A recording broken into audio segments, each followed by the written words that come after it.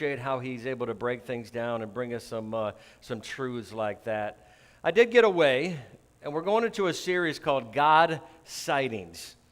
And today's title is actually called Stay Locked In. And the reason for this title is because last week I went golfing for 3 days up north in Petoskey area in Charlotte. Man, it's beautiful up there. Man, it took me 45 years to figure out that Michigan was beautiful.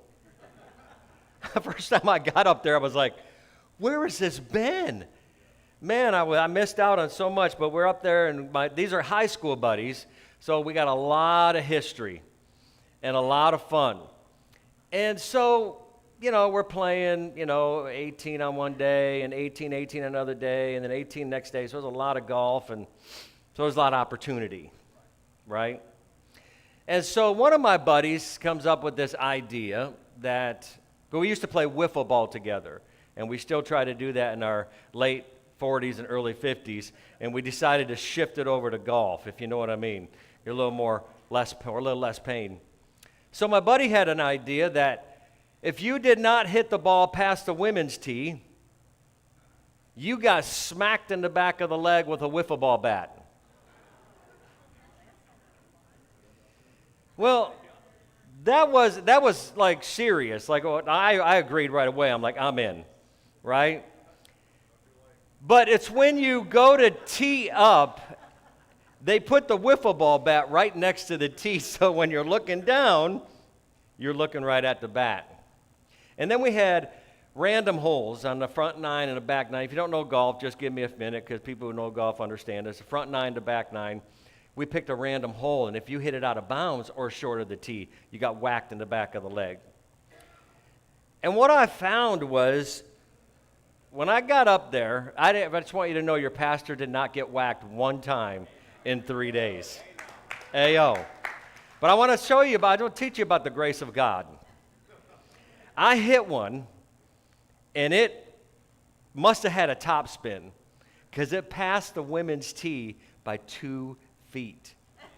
Now, this was after I already smacked the back of the legs of my buddies twice, and I can't show you the marks because you'll see their underwear. It's a little inappropriate, but they got marks back here that look like, awesome. And I was so thankful I played baseball for 30 years because I was able to deliver the punishment. And they says, as a pastor, you're really sadistic. You got issues. I said, I'm not on the pulpit. I'm fine, man. Well, you have to forgive me. But the reason I'm saying this is because when it was time for me to get up there, and Rob thought he'd be funny. And believe me, these guys were cheering back there, because after I whacked a couple of my buddies, they were hoping to God I would go out of bounds, hoping to God I would go short. And I was so thankful it never happened. And when it started to go towards that women's tee, they were jumping up cheering. They're like, yeah, yeah, yeah. And we got in the carts and we're driving up there, and it was 2 feet past. And you're like, God is on your side. I hate it. I said, yeah, God was blowing that. Just a little bit more. But if you want to play golf, we're going to do a round with the church. If anybody wants to come out and play, everybody bring their wiffle ball bats and we'll have a good time. Anybody in? I asked Cedric, and he says, no, man. If you want to see me fight, we will fight. But what happened on and when I was teeing up every time, was there was a focus that I went to at another level than just getting up there and hitting the ball. Because I normally slice, all right? I'm a pretty good slicer. If you want to learn how to slice, just watch my swing, and I will teach you how to slice. A slice is when you hit the ball, and it doesn't go straight. It goes to the right, and usually out of bounds. So, what do you do that? Uh-oh. What did you put in here? Nothing. I just forgot. Oh, thank you, sweetie. Anybody want to try this first? It's in the Bible. Somebody drink it first and find out what's really in there. Thank you, dear. So what happens is I tee up, and they put the bat there, the wiffle ball bat, to make, everybody nervous. We did it for everybody. But what it does is it caused me to lock in such a way. In other words, what I mean is it caused me not to just get up there and swing the club. It caused me to really get in there and focus on some things. And I noticed that when I focus on some things at a stronger level, I actually hit the ball straighter. I hit the ball better. And apparently I don't always do that, but when you got a wiffle ball that's about to go to your back of your leg with shorts on, you kind of lock in. How many know what I'm talking about? And so I looked at this, and I'm looking at the story that what we're going to do over the summer, as I thought we'd go through the stories of some of our favorite people and see if God could speak to us a little bit about what's going on in their story and how it relates to us. So I thought I'd go through the good old man of Nehemiah today and kind of pull that story apart a little bit and see what God could speak maybe to you. Or if it doesn't speak to you, maybe it'll speak to somebody that you're sitting by. You can elbow them and be like, hey, this is you. But I do believe there's a lot to learn. And I know I say a lot, you don't need the old covenant, and we don't need the old covenant. We don't live in it. But there's a lot of stories back there that can really bring life to us. Because how many know the Holy Spirit still speaks? Ayo? How many know that the Holy Spirit is never not speaking? You say, well, I don't hear him speak all the time. I'm not talking about constantly 24/7. Sometimes what he'll do is he'll say, remember the last thing I spoke? You haven't done that yet. Ayo, somebody? I want to get forward. I want to go forward. I want more of you. You want more of me? Why don't you go back to that person that ripped your name through the mud and really forgive them and bless them? Well, I don't want to do that. I just want more of your presence. I want to feel good. You want to feel good in my presence? Why don't you go back and forgive that person? Why don't you go back and bless that person that I told you to bless? Why don't you go back to the last thing I spoke to you? And I have found, how many is with me? You have found that when you go back and you do the last thing that God spoke to you, doesn't it bring greater blessing in your life, church? Come on, anybody, Dad, you got to at least talk to me today because moms are quiet. So if you go back and you did the last thing God spoke to you, how many know it brings blessing in your life? Anybody with me today? How many are thankful for that today? Some people are stuck today. I don't know if it's any of you. I doubt it because you're in cross current, right? So some people are stuck today spiritually and emotionally because they haven't done the last thing that God asked for them to do. And you're wanting God to do something new in your life, which he wants to do. But he's asking you to go back and repair some things that were broken 3 years ago, 5 years ago, 10 years ago. Even if you can't talk to an individual, to go back and repair some things.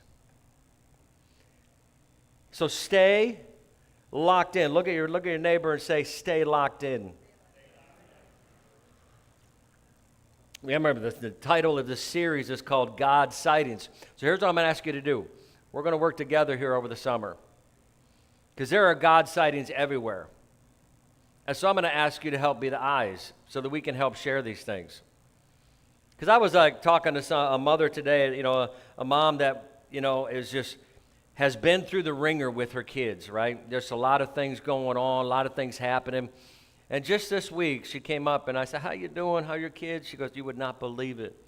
I've had this go on with my son, and it was just simply amazing, something I never thought would happen. And this going on with my son, and there's such turnaround in her kids. And it's just amazing to hear those God sightings. Sometimes we look over and we just kind of, oh, that's nice, that's great. But when you really stop and look at it, you're like, oh my goodness, God's moving in my family. God's moving in my life. And how many are thankful today that God is still moving? Is there anybody today? Come on now. Just this week, we had one of our people that we've known for a long time pass away and go be with Jesus. And our hearts break for Will and Harmony and the family. And I stood back and I looked at it, and Jeff, we had a staff text just talking through it, and Jeff had said the same thing that I was feeling, and that was what an honor it was to be able to be a part of his baptism this last time before he passed. What an honor it was. And I think about that for you as a church, that We were a part of that. We didn't know that this was fully going to happen, but to be able to be a part of that. And even in the midst of pain, in the midst of suffering, to be able to look at it and say, God's sighting. God's sighting. So here's what I'm going to ask you to do. When you have a God sighting in your life, when you see a God sighting, doesn't matter how small or big it is, I'm not going to put your name up there and embarrass you or anything like that. We want to know some of the highlights. So I'm going to ask you to do this. Email hello, say that, hello, at crosscurrent.tv. Email hello at crosscurrent.tv. Let's say it again. Hello at crosscurrent.tv. How about one more time? Hello at crosscurrent.tv. Hey, there we go. Some of you are like going to hear that all day long. Hello, you're going to hear it. I'm going to make sure you're going to hear it. Hello. It figures, Andy, it's one of your family members, man. Yeah, you don't know that. Play golf with them. So we're going to go to Nehemiah. You all right with that, church? We're going to go to Nehemiah chapter 4, and we're just going to pull this story apart a little bit. And what happens, I'm going to give you a little backstory while you're turning there or opening up your phones. Little backstory is Nehemiah got moved by God in his heart to do something that seemed impossible, that seemed like too big, that seemed like there was something. Have you ever been in a place where you look at something or somebody or a group of people, and maybe back in the day you might have been like judgmental, you might have been this way or that way, and God moves on your heart, and you don't feel the same way you used to? You look at them with a heart of compassion. Anybody? You look at a heart that's not so like, oh man, they deserve it, but man, God, what could we do to help them? I want to let you know that's not the devil, that's God. And so Nehemiah saw the city that was in ruins. He sees this place that was just in shambles and just totally jacked up. In fact, it was messed up for 180 years. How many say that's a long time? Now, how many think, I'm not 180 years old, all right? But my grandma died at 94, and there was a lot of changes in 94 years that she saw. I could not imagine if she lived today, me helping her with streaming devices on her TV. She'd be like, what? And she wouldn't even say, well, my grandma has kind of a mouth, and she'd be like, what the beep is this? I'd be like, Grandma, we're at church.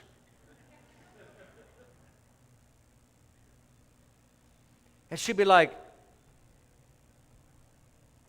94 years old, could you imagine teaching her streaming? How many of you, beyond your 65, 70, you have a tough time with all the streaming stuff? Anybody? Just be honest. Put your hand up. We got 30-year-olds in here that are having a tough time with it, right? Right? And so there's a lot of changes that happened just in 94 years. And 180 years, come on now, you got horse and buggy going on, y'all. Ain't no TVs, not even black and white like in the Happy Days era. If you had a black and white TV this big, you were rich. And so there was a lot of changes, and now we got 70-inch TVs. We got the big dogs. You go through Sam's, and I'm just like, I could watch a football game on that one. Jesus. That's 120 inches. Tracy, you got to get another job. I need a TV. Right? She did. She will do it. A lot of changes. 180 years, a lot of changes. But 180 years, this city was destroyed. It was just not functioning. The walls were torn down. They were deconstruction at its finest. No gates, no nothing. Could you imagine the amount of hopelessness and depression but what used to be, right? What used to be, what used to be. And I remember people even in the church over the years always talking about the way things were back then and, how good things were back then. And I'd be like, what about now? And they'd be like, no, man, things were so good back then. And I said, if they were so good back then, how come we're here now? It was that got us here, and it'll be here that get us there. Amen, somebody. And so I'm looking at it, and I'm like, 180 years of walking by this city and the walls tore down. Imagine how many people were just so distracted or so bummed out or so depressed and discouraged and say it'll never happen. And all of a sudden, Nehemiah shows up. Nehemiah shows up, and God begins to move on his heart to do something that has never been done before. And I think of some of you, and I think of, God moved on your heart to become a man of God when nobody else is a man of God in your family. When God moved on your heart to follow Jesus, women, that you become a woman of God when nobody else in your family is that, doesn't make them all crazy. Maybe they are crazy, but it doesn't make them, less than. It just means God moved on your heart and you said yes to the call. You said yes when nobody else did. You became the transition person that says, I might have received a bunch of crap, but I'm going to turn it around with God, and I'm going to create a generational blessing. You were the one that said yes to that. You saw the walls torn down. You saw something impossible. You said, me? Really? Me?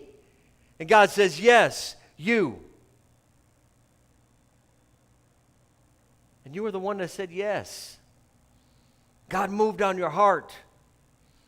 God moved on your heart to do this or to do that or start this or go this way. And listen, you said yes to it. And I love how God operates. He will take the average person and cause them to do great things. I know nobody believes that in this house, but I'll say it again. He will cause the average person that's just minding his own business, fishing, doing tax collecting, doing all kinds of stuff, and cause them to do great things in their life. I'm not talking about naming lights. I'm talking about great things for the kingdom. Can I get one amen today? Amen. And so I'm looking at this Nehemiah, and he's walking by these walls. He's seeing it, and I can imagine if 180 years seeing and being discouraged and seeing the destruction, and all of a sudden God moves on his heart. And throughout the course of time, he goes and he looks at it and he begins to talk to the king. And the king actually gives him favor to go back and to rebuild. And what was destroyed for 180 years, please get this. That's why it's so important to be in a good church community. It's so important to have the right people around you. It's so important to follow God in your life, because what was destroyed for 180 years was rebuilt in 52 days.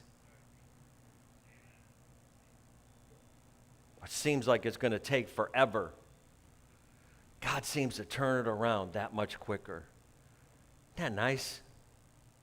I know it's not perfect, but listen, I like that God turns it around a lot faster than the length of the destruction.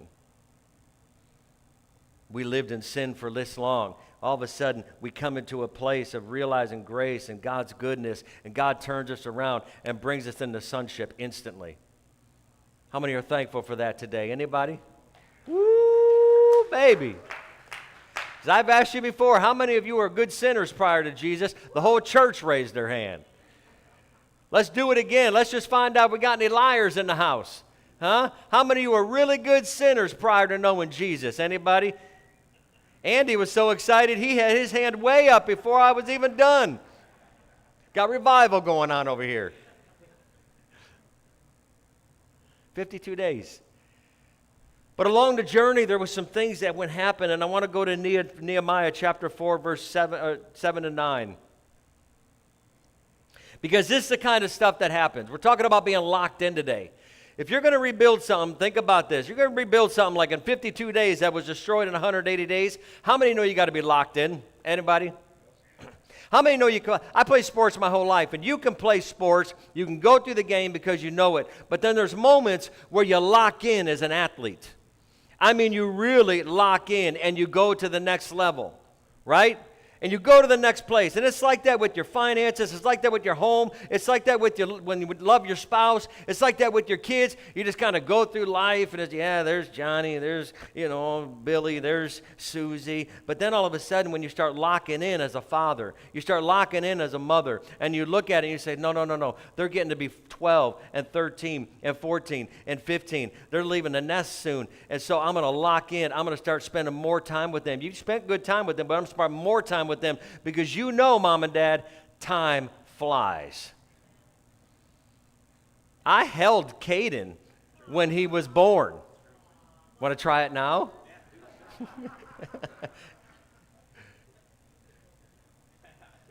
I can't believe you're now whatever you are. Right? Yeah. It was weird watching Chase at his graduation party. Run around the house, messing it all up for a long time. Now he's graduating, moving on. It's just time. When you lock in, you reserve time. You make the best of time. Amen, somebody? You restore the time. He does. And so what happened here in Nehemiah chapter 4, it says, they were building a wall, and there was these people. It says, but when Sanballat and Tobiah and the Arabs and the Ammonites and the Ashdodites heard that the repairing of the walls of Jerusalem were going forward and that the breaches were beginning to be closed. Isn't that interesting? They were very angry. You got these massive groups of people. You got these people that are coming together. I don't even know if they were friends, but they came together because they heard that there was a rebuilding of the wall, because they were scared. They were fearful. And so we got to stop this. So Sanballat and Tobiah and the Arabs and the Ammonites and the Ashdodites heard that the repairing of the walls of Jerusalem was going forward, and the breaches were beginning to be closed. They were very angry, and they all plotted together to come and fight against Jerusalem and to cause what? Confusion to it. He says, and then we prayed to our God and set a guard as a protection against them day and night. Look at what Ezra, same story, Ezra chapter 4 through 9 says. It says, then the people of the land tried to discourage the people of Judah. Did we got that up? Yes. Good, thank you. Then the people of the land tried to discourage the people of Judah. They troubled them in their building and hired counselors against them to frustrate their purpose all the days of Cyrus, the king of Persia. I want you to look at this for a minute. Here's God put this thing inside of Nehemiah. Put this vision, put this heart, put this compassion, put this hope. One man had this hope to restore the city, the place of Jerusalem. One man. I just want to say it only takes one man. It only takes one woman. Ayo, to start something pretty amazing in our families and in our lives. But it's amazing that sometimes we think because God spoke it or God gave it to us that, okay, now I'm just going to go do it and there's going to be no resistance. Let me tell you something. If you have never walked in the peace of God and all of a sudden you start walking in the peace of God, there will be resistance to you walking in the peace of God. Why? Because the peace of God is kingdom. If you've never known the joy of the Lord, and all of a sudden you come into a place with Jesus and you start getting a hold of the joy of the Lord, let me tell you what, there will be resistance to the joy of the Lord. If you've lived your life full of greed and all of a sudden you're going to step into Jesus and you're going to become generous and start releasing tithe and blessing the people and be a generous person like Jesus, and there will be resistance to your generosity. You're going to start giving, you're going to be generous, you're going to go home, and the front door is going to fall off the house. Stupid stuff will start happening. There will be resistance to you walking in generosity. If you're going to be a person that is going to be a forgiver like Jesus, right? And you're going to forgive a bunch of people, and you've never known that because all you've known was anger and bitterness and hatred and resentment and all the stuff. And you come into Jesus, and your heart begins to change, and you're like, okay, I'm going to give this a whirl. I forgive you.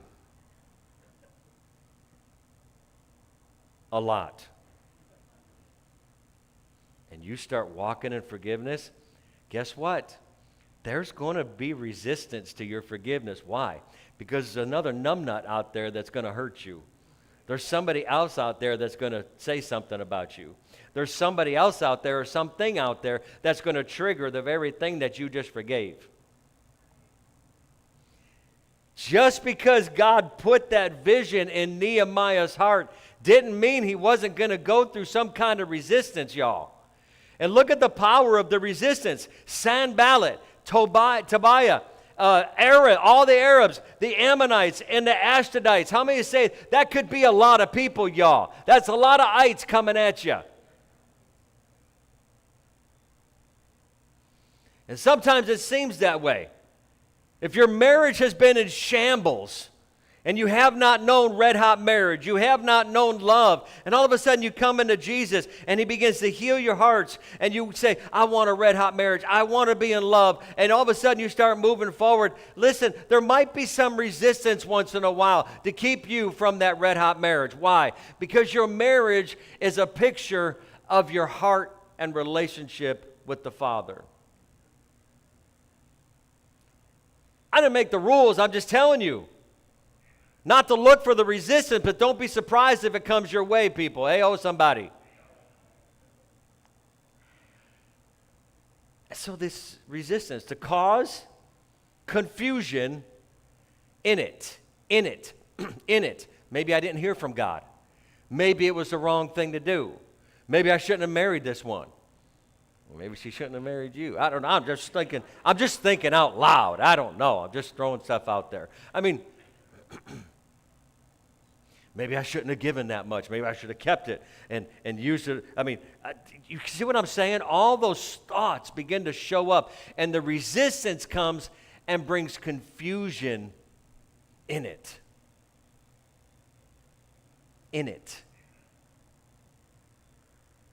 And we know our Bible says that God is not the author of confusion. But isn't it funny how the enemy here, the picture of the enemy, Sanballat, Tobiah, Arabs, Ammonites, and Ashdodites, came to try to bring confusion in it. That's why I love you guys so much. This is one of the reasons why I love you guys so much. Because this is the first time in history, I'll tell you, the first time in history at this church. And this has been going on for several years now. Several years. Where we have not had stupid drama within the church.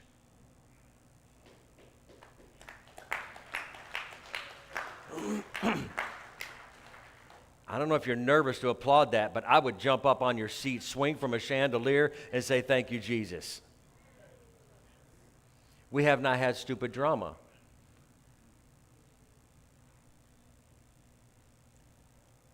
I tell you, we've had a lot since I've been here since 1992. Not blaming anyone or anything. It's just a fact. People worried about position or worried about this or fighting about this or that. I just appreciate that we can have a bag of Skittles that come and just serve people and love Jesus and just want to see the kingdom of God come alive in our cities. I really do just simply appreciate that. But I tell you, it hasn't been without resistance. Anybody on my left thankful for that? Just a little bit? No stupid drama. See, I'm at my age now, I just don't even deal with it anymore. I'm like, go talk to Jeff. Anybody on the right side, you're like, thankful? So if you're a dramatic, in other words, if you're addicted to drama, you don't want to be here. You just don't. Because we will praise the drama out of you. It just won't be good. People with drama don't last long here. Either they change or they change and leave, right? Caden. Right, Jeremy? Call them out. Let's create some drama. We got resistance to bring confusion into it. Here's what I want to show you about being locked in. When that confusion shows up and that resistance comes, you've got to get locked in. And when God puts something on your heart to do, don't get so locked into what He's given you to do. Get locked into Him. It's not about the end of a vision. Man, I used to think it was that. It's not. Along with Jesus, don't get me wrong. But over the years, there's been times I've got a little off course and got focused more on the vision than the one that gave the vision. Anybody been there before? Oh, he said he was going to have financial breakthrough. Okay, financial breakthrough. No, I want to stay focused on the one who brings the financial breakthroughs. Are you with me today, church? The one who brings the healing. The one who brings the breakthroughs or whatever it might be. But when this resistance comes, stay locked in. The first thing I want to show you today is that locked in people remain focused on their purpose. My purpose on this earth, listen to me, my main purpose is not to pastor a church. My main purpose is to love Jesus with all of my heart, all of my soul, all of my strength, and the byproduct being wherever He wants to use my life, He can do it. Whenever He wants to do it, He can do it.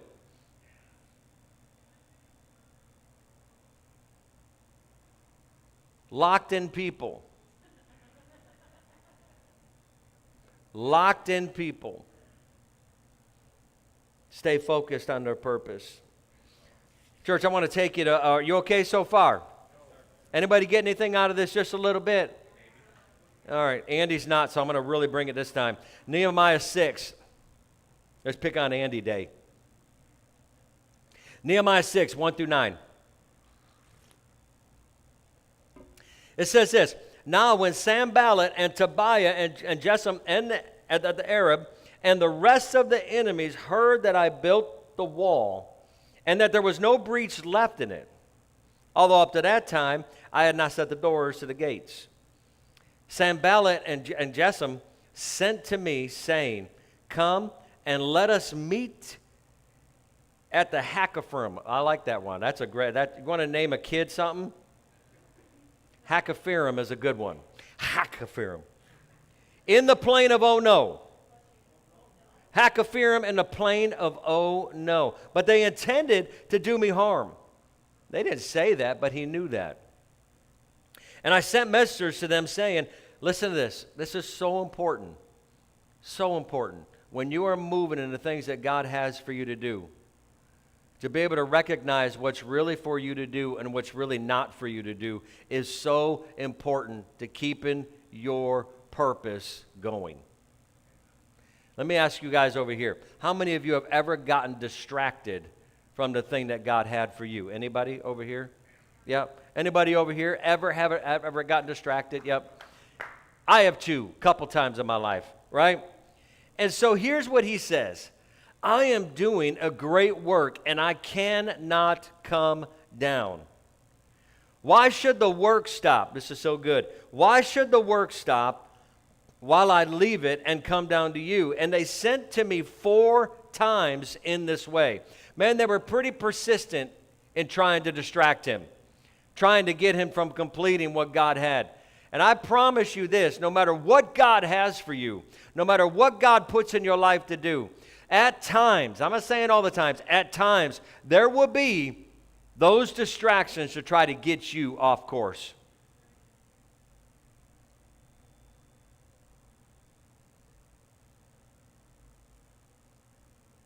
And they sent to him 4 times in this way. And I answered them in the same manner.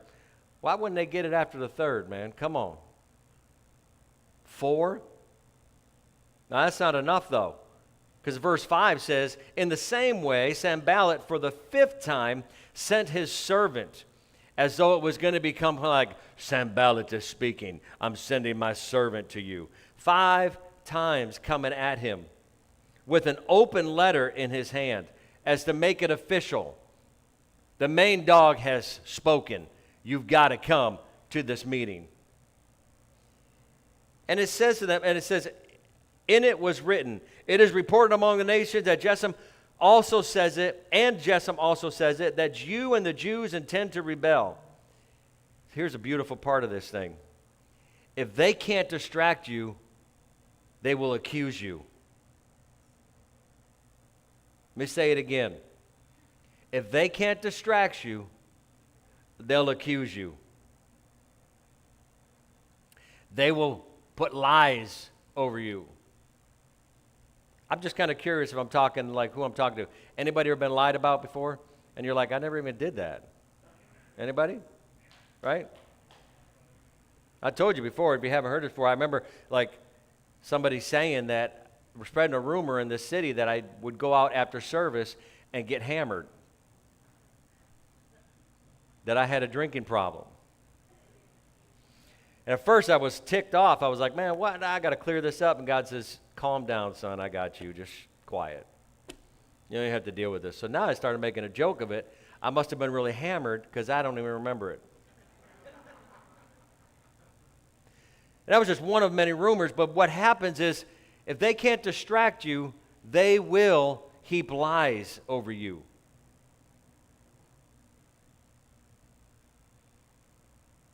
And here's the thing that happens, is sometimes we want to get off the wall and go deal with an issue, and God is saying, stay on the wall and keep doing what I have you doing.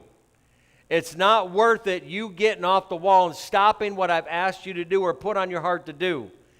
What's down there is not as important as what's up here.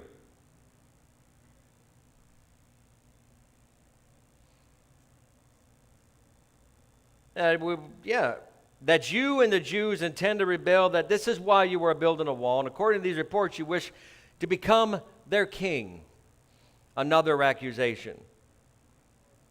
And you have also set up prophets to proclaim concerning you in Jerusalem, there is king in Judah. Listen, this is why this is so important. I know nobody's in here proclaiming you're going to be a king and all that kind of stuff. But there are things that God has in front of you. There are things that God will put in front of you.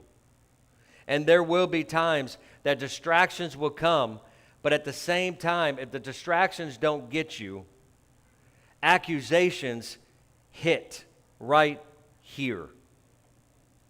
The accusations are what hit home. He wasn't trying to be a king, Nehemiah. He was trying to rebuild the place so the king could come. Can you see that? You could be just saying, I'm just serving to worship Jesus. I'm serving to honor Jesus. And somebody else look at you and say, you're serving for your own benefit. And you're serving to look good. And you're serving to, it's all about you. And you're saying, you never even had that thought anymore. But those things come at you. Can you see how this begins to happen and take place? I know it's probably not happened to everybody, but it does happen.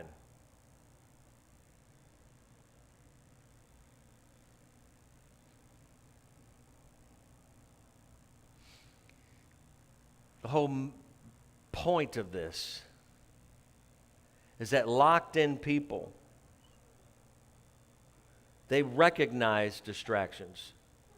When I was golfing and they put the wiffle ball bat down there, they wanted it to be a distraction. But funny that all four of us that were golfing, it wasn't a distraction. It was a key to help us lock in even better so that we didn't get the bat. It helped me lock in. When stupid things happen in life, when people say this or say that and they don't know me or they don't know you, don't let them take you off the wall. And what I mean by that is don't let them take you out of peace. Don't let them take your eyes off of Jesus. Because there will be always, if I promise you, follow Jesus, there will always be somebody out there. And I'm not saying constantly, but throughout life, you'll look back and you'll say, yeah, periodically I've come into those kind of people that try to judge me, that try to speak over my life, that try to say what I'm really not or what I'm really not doing. And this ought to not take you off the wall of peace or joy or love. It ought to keep you on the wall. And it ought to help you lock in at a greater level. Are you with me today? Because locked in people, they recognize distractions. And they recognize them quick. Like, no, I can't do that. No, that's not for me. No, that's not for me. Locked in people are able to say, they are able to recognize, they're able to say, nope, I can't do that because that's not who I am anymore.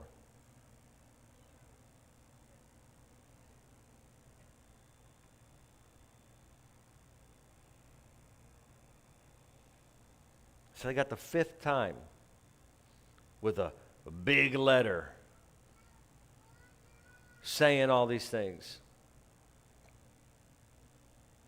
And in verse 8, his response is, then I sent to him, saying, no such things as you say have been done, for you are inventing them out of your own mind. For they all wanted to frighten us, thinking their hands will drop from the work and it will not be done. Man, I got to encourage you today. I know probably not everybody is in this place, but I promise you, over this summer, as we get into these stories, one or more of these stories will speak to your heart. And when you come into a place, as you're going forward with God, and you come into a place where all of a sudden there's distractions, all of a sudden there's accusations, all of a sudden there's things that have been said about you that are completely not true, wasn't even in the radar of your mind. And it's like, where did you even come up with this? Well, you know what it is. The accuser of the brethren was just going like this to one of your brothers and sisters, and they become the numb nut to speak it. Is that okay to say that? I should change this title, Don't Be the Numb Nut. Can't. Stay locked in. Stay locked in. Don't lock in just to the purpose or just the vision. Stay locked into the one who gave you the vision, who gave you that heart, who moved on your heart to do the things that you are doing now. Don't get distracted because you're in the 48th day, you're the 32nd day, and it's tiring and it's long days and you feel like no change is being done. Stay locked in. I promise you, if you feel a call of God on your life today, the devil's not doing that. I promise he doesn't do that. He's not going to like, hey, son, hey, daughter, would you like to be used by God in a great way? That would be fun. But there will be moments of distraction. There will be moments of accusation. Who do you think you are, right? You don't have what it takes. It's all about you. You just want to be all this. You want to be all that. And I promise you, if you're really going to follow God, God will remove all of that out of you in order to be used. Pretty quiet in here today. Woo, baby. Think of the Mary and Martha story, right? I think of that in Luke chapter 10, 38 to 42, and where Mary and Martha, both great hearts. Martha was so consumed with anxiety and worry and works and busyness. Martha was so busy, so consumed. Probably had a little OCD. But in Luke chapter 10, there was words of Jesus that I hope will minister to somebody in here today. He says, Jesus saying, Martha, Martha, you are worried and upset about many things, but few things are needed. Few things are needed, or indeed only one. Mary has chosen what is better, and it will not be taken away from her.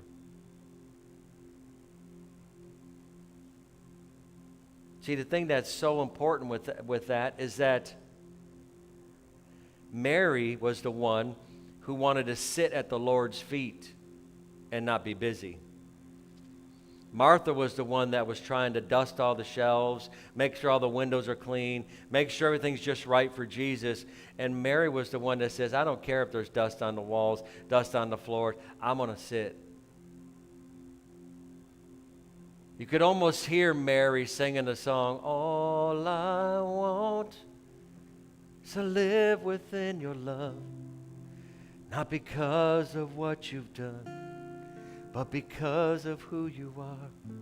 You could play in your key. I know I made a different key, but you could hear Mary singing that song. And I've had seasons of my life, church, where I have been so consumed with so many different things. So many things with the church, with life, health, finances, family, projects. Have I said projects yet? Projects. Parents that are getting older, that are helping them and concerned about that. And it's just a weird age to be in when you got upline and downline, that you're just, there's so many. And there's just times I've got to come back and just say, I don't want to be like Martha. I don't want to come off the wall like maybe some of the guys did, but Nehemiah did not. I want to stay on the wall, continuing to do what I'm called to do. But at the same time, I want to have the heart like Mary and say, I don't care if there's dust on the floor or walls, and I care at some level. Don't get me wrong. It's just not going to be the consuming factor of my peace. I want to be like Mary, who was willing to sit at the feet of Jesus. I got to tell you, those have been my best seasons. The best seasons of my life have been that. Being like Mary.